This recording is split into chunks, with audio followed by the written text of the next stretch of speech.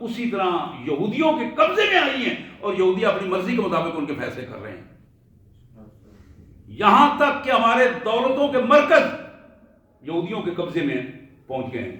یہ وہ کیفیت ہے، یہ وہ منظر ہے۔ اللہ کا مقرب ہمیشہ وہ ہے جو اللہ اور اس کے رسول صلی اللہ علیہ وسلم کے قانون کی پابندی کرتا ہے۔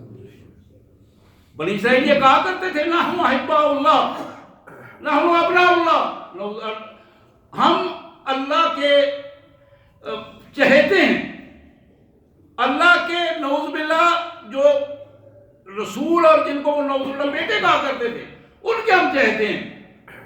اب ان کی پوزیشن یہ ہوئی کہ کائنات کے مالک نے انہیں دنیا میں ذلت و رسوائی کا نمونہ بنا دیا۔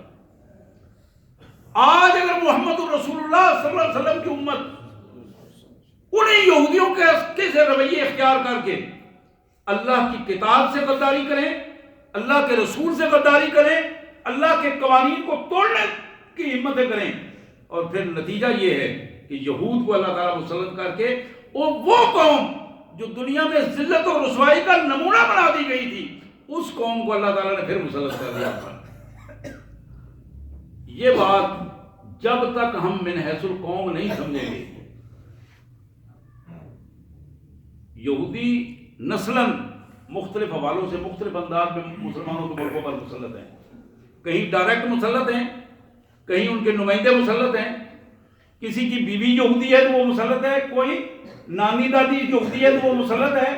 یہ مصر کا حالات، تیونس کے حالات، پاکستان کے، آپ پورا منظر اس وقت دنیا کا دیکھ سکتے ہیں کہ یہودیوں نے مختلف حوالوں سے مختلف انداز میں مختلف ممالک پر اپنے قبضے کی کیفیت بنا رکھی ہے۔